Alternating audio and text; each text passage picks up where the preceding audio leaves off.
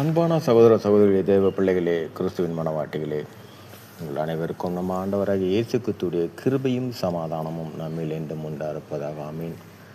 இந்த நாளில் பரிசுத்தாவின் வெளிப்படுத்துகிற சத்தியத்திற்காக நன்றி செலுத்துவோம். இந்த நாளில் தேவன் கொடுக்கும் போது இதில் பார்த்தீங்கன்னா ஒரு காரியம், நம்மிடத்தில் நம்ம தேவனுக்குள்ளாக இருக்கும்போது அநேகமான ஐஸ்வர்யத்தில் எதிலையும் குறைவு இருக்காது. எந்த காரியத்திலும் நம்ம குறைவு இருக்காது. எல்லாவற்றிலும் தேவன் நம்ம நிறைவாக வைத்திருப்பார். அப்படிப்பட்ட நேரத்தில் நம்ம குடும்பத்திலேருந்தே நமக்கு சேர வேண்டிய பங்காக ஒரு இடத்தை சகோதரர்களோ ஒன்று கூடி அந்த இடத்தை விற்கிறாங்க சகோதரருக்குள்ளே. அதற்காக நமக்கு பங்காக நம்ம இடத்துல வந்து கொடுக்குறாங்கன்னு வச்சுக்கங்களேன். அப்போது நமக்குள்ள ஒரு கிறிஸ்துவுக்குள்ளாக இருக்கிறவங்கள என்ன சொல்லுவோன்னா, தேவன் நமக்கு நிறைவாக கொடுத்துருக்கிறாரு. அதனால் நம்ம என்ன சொல்லுவோன்னு பார்த்தீங்கன்னா, பரவாயில்ல, எனக்கு ஆண்டவர் நிறைய கொடுத்துருக்கிறாரு, அதனால் எனக்கு சேர வேண்டிய பங்கை கொடுக்குறீங்க, நீங்கள் அதெல்லாம் பிரித்து உங்களுக்குள்ளே நீங்கள் எடுத்துக்கோங்க, எங்களுக்கு இது எந்த இதிலும் கிடையாது, நான் சந்தோஷமாக தான் கொடுக்குறேன், அதனால் நீங்களே பிரித்து எடுத்துக்கோங்க அப்படின்னு. இந்த காரியத்தை நாம் வந்து பார்த்தீங்கன்னா இது சந்தோஷமாக தெரியும். ஆமாம், கிறிஸ்துக்குள்ளவங்க வந்து அதனால தான் அவங்களால அதை திருப்பிலாம் கொடுக்குறாங்க, ஏன்னா அவங்களுக்கு நிறைய இருக்குன்னு நினைக்கிறாங்க.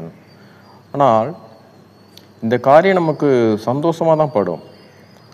ஆனாலும் தேவன் நம்மளிடத்தில் இருக்கும் பொழுதும் ஏன் அதை கொடுக்கிறாருண்டா,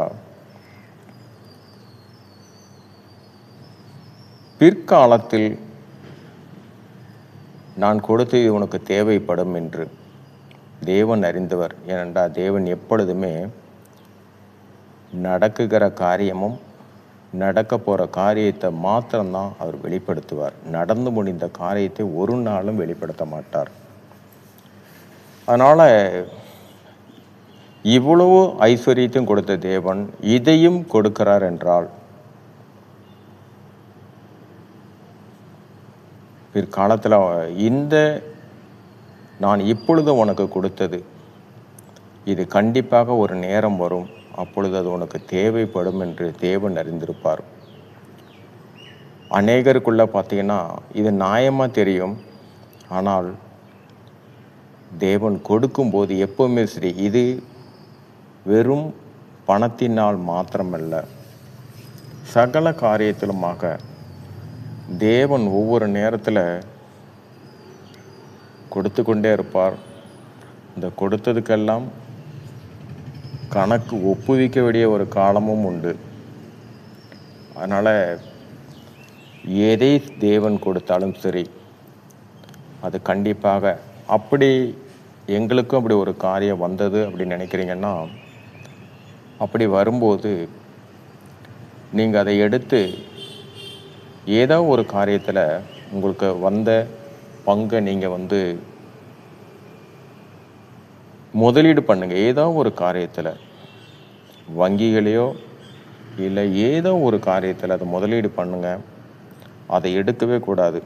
ஏனென்றால் இத்தனை ஐஸ்வர்யத்தையும் கொடுத்த தேவன் இப்பொழுது கொடுத்ததற்கும் ஒரு காரியத்தை வைத்திருப்பார். அந்த முதலீடு பண்ணதை எதையுமே அதை பற்றி யோசிக்காதீங்க. ஒரு நேரம் வரும், அந்த நேரத்தில் தேவன் அதை நம்ம உணர செய்து அப்பொழுது அதை எடுக்க வைப்பார். அந்த நேரத்தில் அது தேவையை நாம் அறிந்து கொள்ளலாம். அப்பொழுது தேவன் மீது நமக்கு பெரும் வல்லமை உள்ள தேவன் என்று அப்பொழுது நம்ம உணரலாம். அதனால் எதை கொடுத்தாலும் தேவன் சரியாக கணக்கு வழக்கு இல்லாமல் கொடுப்பவர் தேவன் அல்ல. எல்லாவற்றிற்கும் ஒரு காரியத்தை வைத்து தான் தேவன் செய்வார்.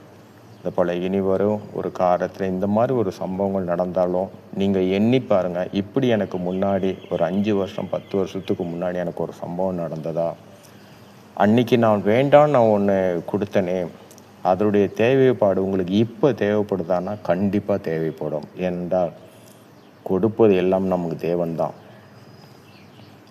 அதனால் கொஞ்சம் எச்சரிக்கையாக இருந்துக்குங்க, நிதானமாக இருந்துக்குங்க.